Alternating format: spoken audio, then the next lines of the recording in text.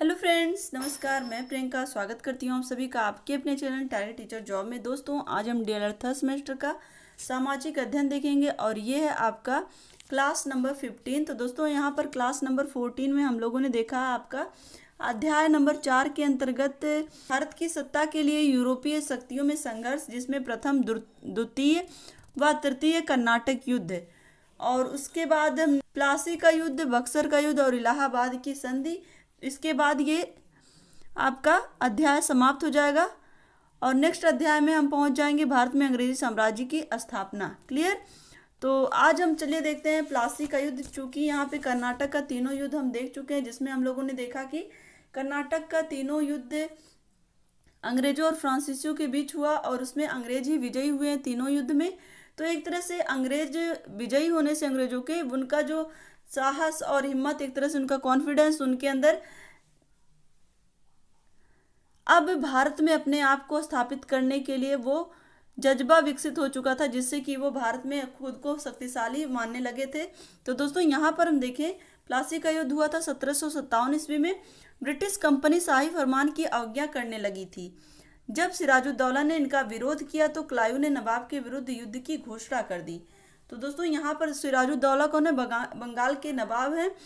तो दोस्तों, यहाँ पर जब कोई भी शाही फरमान था तो उसमें ये क्लाइव यानी कि जो अंग्रेज गवर्नर है, ये शाही फरमान की अवहेलना करता है, जिससे सिराजुद्दौला क्रोधित होते हैं और दोनों के बीच युद्ध होता है। और 1757 ईस्वी में प्लासी के मैदान में ये युद्ध होता है। सिराजुद्दौला जो कि बंगाल के नवाब हैं और क्लाइव की सेना आमने सामने हुई। और दोस्तों, यहाँ पर क्या होता है, नवाब अपने सेनापति मीर जाफर को धोखाधड़ी करने के कारण पराजित हो जाता है। तो दोस्तों, ये जो सिराजुद्दौला, इनका सेनापति कौन था? मीर जाफर। और ये मीर जाफर अंग्रेजों से मिल जाता है और इस वजह से सिराजुद्दौला इस युद्ध में हार जाते हैं। क्लियर। और दोस्तों, अंग्रेजों ने क्या किया? मीर जाफर को बंगाल का नवाब बना दिया। और दोस्तों, जब मीर जाफर बंगाल का नवाब बनता है तो मीर जाफर को अंग्रेजों ने धोखा देने के पुरस्कार में बंगाल का नवाब बना दिया और मीर जाफर ने अंग्रेजों को बहुत सा धन व जागीर दी। और मीर जाफर महत्वाकांक्षी तो था ही, किंतु वह स्वतंत्रतापूर्वक शासन नहीं कर सका, क्योंकि उसने अनुभव किया कि अंग्रेज उसे मात्र एक कठपुतली की तरह नामधारी शासक के रूप में रखना चाहते हैं।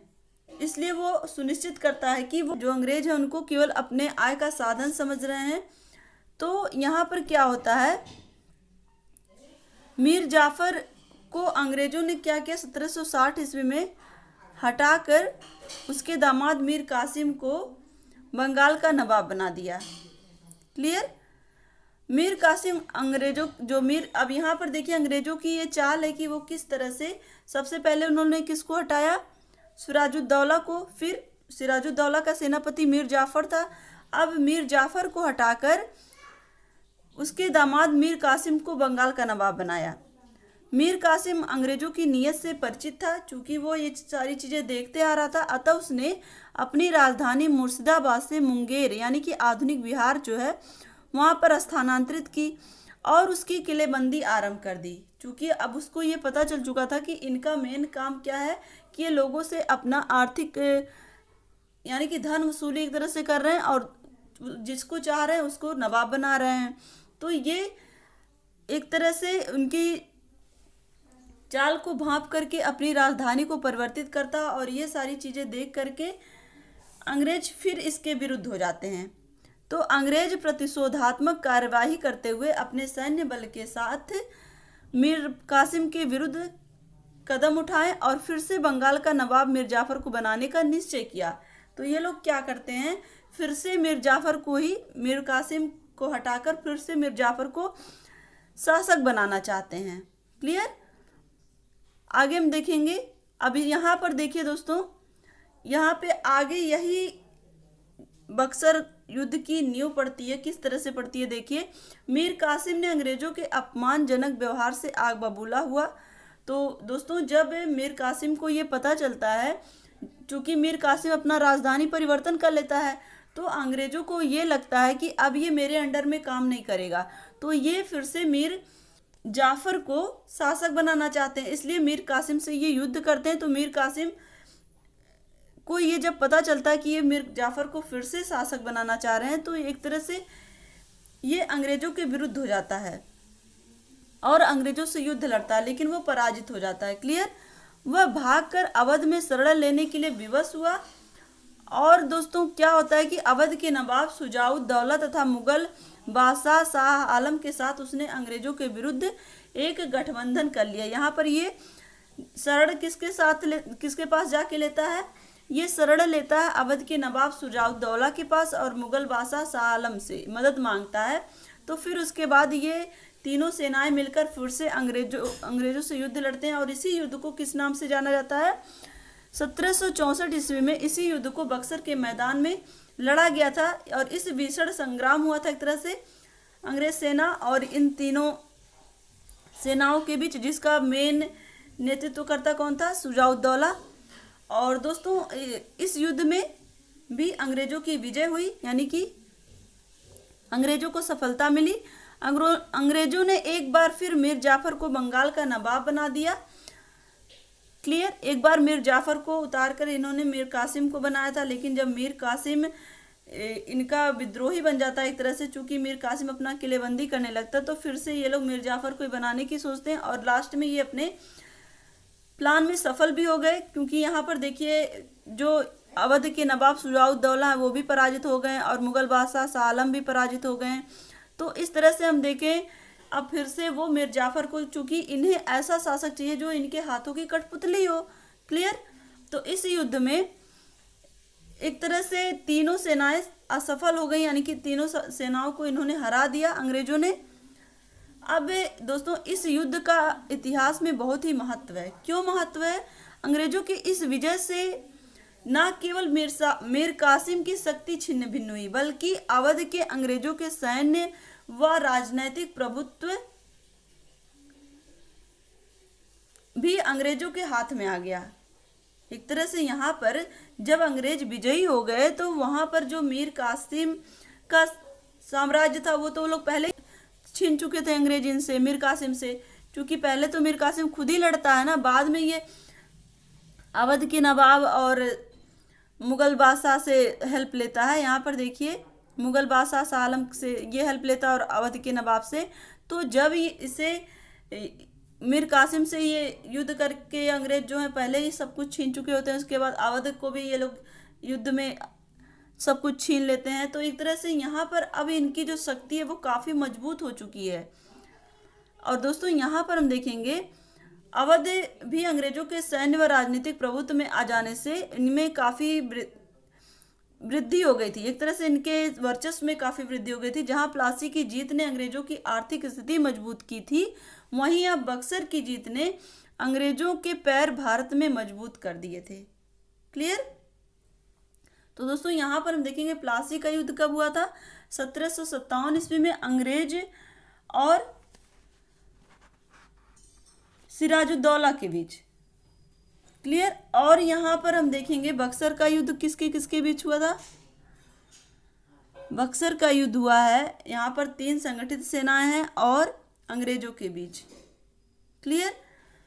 अब हम आगे देखेंगे इलाहाबाद की संधि।